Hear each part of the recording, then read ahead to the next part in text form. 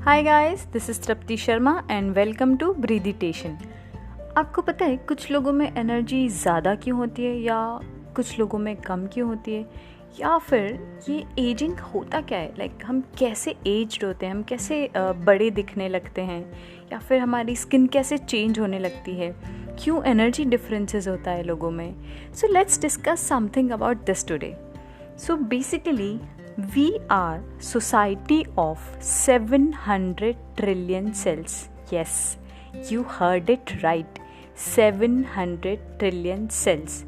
और जैसा हमारा सेल्स फील करते हैं हम वैसा ही फील करते हैं। अगर हमारे सेल्स वीक फील कर रहे हैं तो हम भी वीक फील करते हैं। अगर हमारे सेल एनर्जेटिक फील कर रहे हैं तो हम भी एनर्जेटिक फील करते हैं। अगर हमारे सेल यंग हैं तो हम भी यंग दिखते हैं, ग्लोइंग दिखते हैं। अगर हमारे सेल डल हैं और एज्ड हो गए हैं और रीजनरेट नहीं हो रहे हैं, न्यू जनरेट नहीं हो रहे हैं, देन हम ओल्ड लगने लगते हैं। क्यों? Because we are society of our cells only. So जैसा हमारा सेल फील करेंगे वैसा ही हम भी फील करेंगे।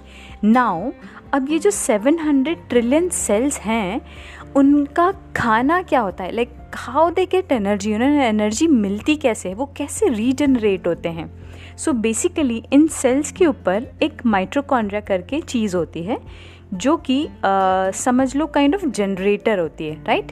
तो जनरेटर क्या करता है, एनर्जी जनरेट करता है, राइट, इलेक्ट्रिसिटी जनरेट करता है। सिमिलर वे ये जो माइटोकॉन्ड्रिया होता है ये हमारे सेल्स के लिए एनर्जी जनरेट करता है।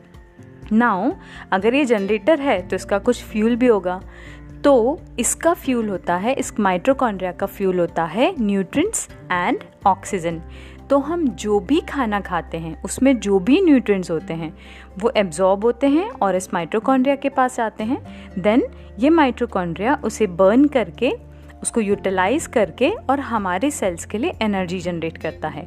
उससे हमारे सेल्स पावर मिल लेते हैं और फिर हम एक्टिव फील करते हैं। नाउ सिमिलर वे जब हम ब्रीथ करते हैं, जब हम ऑक्सीजन इनहेल करते हैं तो हमारे लंग्स के थ्रू हमारे ब्लड में ऑक्सीजन जाती है एंड थ्रू आवर ब्लड ये माइटोकॉन्ड्रिया ऑक्सीजन लेते हैं उसमें से और उसको बर्न करके और हमारे सेल्स के लिए एनर्जी जनरेट करते हैं, right. So nutrients and oxygen मिलके हमारे सेल्स के लिए एनर्जी जनरेट करते हैं। तो हम जितना अच्छा खाना खाएंगे और जितने अच्छे से ब्रीथ करेंगे हम उतना ही एक्टिव फील करेंगे।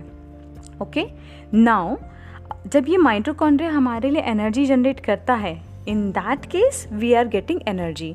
तो अगर हम अच्छा फूड नहीं खा रहे हैं, राइट, फॉर से अगर हम बहुत शुगर खा रहे हैं तो ये शुगर हमारे सेल्स में ज़बरदस्ती ठूस दी जाती है। इट्स नॉट लाइक कि इससे एनर्जी जनरेट होती है, बट ये फोर्सफुली डाली जाती है, क्योंकि हमारे खाने से भी हमें शुगर मिलती है। इन द सेंस हम जो रोटी, राइस जो भी खाते हैं, इनफैक्ट जो हम वेजिटेबल्स खाते हैं उसमें भी हमें शुगर मिलती है एंड शुगर से हमें एनर्जी मिलती है because mitochondria again burn that, consume that and generate energy.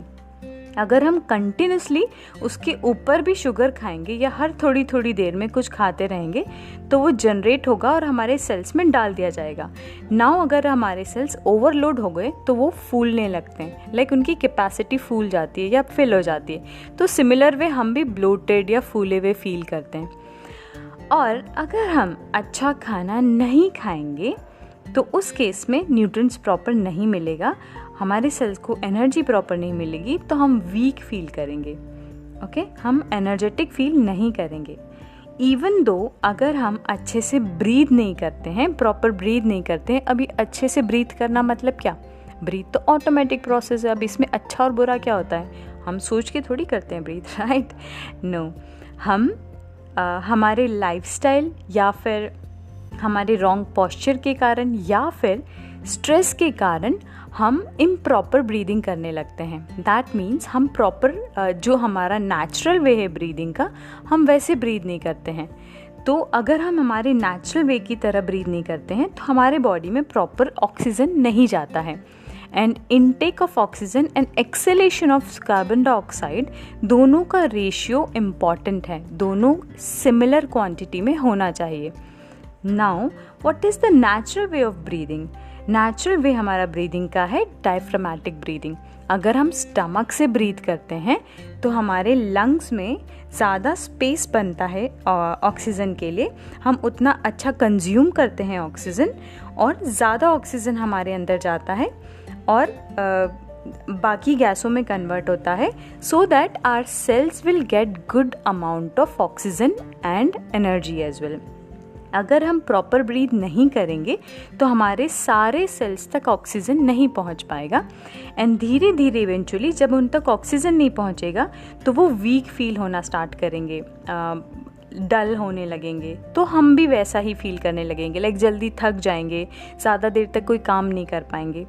And there are possibilities as well कि अगर ज़्यादा टाइम तक उन सेल्स को ऑक्सीजन नहीं मिले तो वो डेड होने लगते हैं, ड्राई होने लगते हैं। सिमिलर वे हमारी स्किन भी वैसे ही लगने लगती है और इवेंचुअली अगर हम कुछ ऐसी सिचुएशन में आ गए जहाँ हमें स्ट्रेस या कोई ट्रॉमा लगा तो देयर आर पॉसिबिलिटीज़ कि वहाँ पे कैंसर कॉजिंग म्यूटेशन भी हो जाए, बिकॉज वहाँ पे कुछ भी हलचल नहीं है, कुछ न्यूट्रिएंट्स नहीं है, कुछ ऑक्सीजन नहीं है, कुछ एक्टिविटी नहीं है, कुछ एनर्जी नहीं मिल रही उस पार्ट को। तो देयर आर पॉसिबिलिटीज़ कि वहाँ पे म्यूटेशन स्टार्ट हो जाए एंड दो सेल्स स्टार्ट्स डेड होने लगे। So it's important to take care कि आप क्या खा रहे हो और आप कैसा ब्रीथ कर रहे हो। Breathing and food are very important part of our life. So make sure आप एक न्यूट्रिएंट फूड खाओ और ऑक्सीजन या ब्रीदिंग प्रॉपर करो, राइट।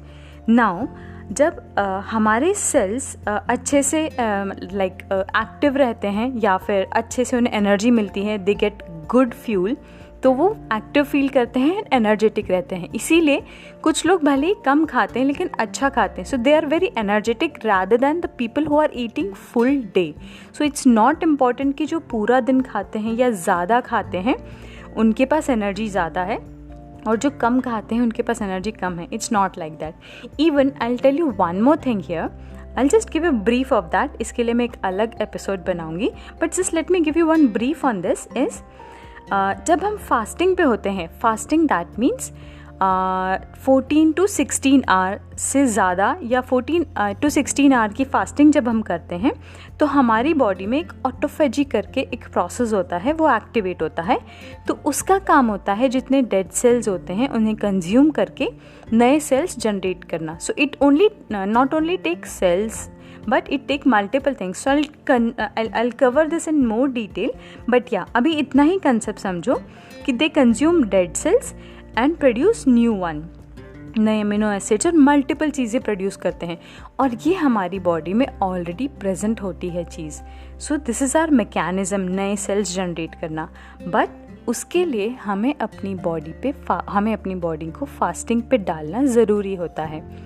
तो इसीलिए जो लोग फिक्स टाइम पे खाना खाते हैं, प्रॉपर रेशियो में खाना खाते हैं एंड फास्टिंग करते हैं प्लस गुड न्यूट्रिएंट्स फूड खाते हैं, दे लाइक उनके ऊपर एजिंग कम दिखता है, दे ग्रो स्लो एजिंग होता है उनके इसमें, and then they are more active than people who are eating full day, right? So it's very important what you are putting in your mouth and how you are breathing. So make sure next time आप जब भी कुछ खाएं, so make sure कि आप क्या खा रहे हैं, और अगर खा भी रहे हैं so सोच समझ के खाएं, जान के खाएं कि this is not good for you. अभी खा रहे हो आप but this is not good for you. Next time when you will eat you know that okay boss this is not good for me. ये मेरे स्किन के लिए अच्छा नहीं है, मेरी हेल्थ के लिए अच्छा नहीं है, मेरी एक्टिवनेस के लिए अच्छा नहीं है, और इवन ये मुझे जल्दी एजिंग की तरफ ले जाएगा. So make sure what you are eating and breathe properly. So yeah, that's it for now. मिलते रहेंगे, बातें करते रहेंगे. Good night for now. Bye bye.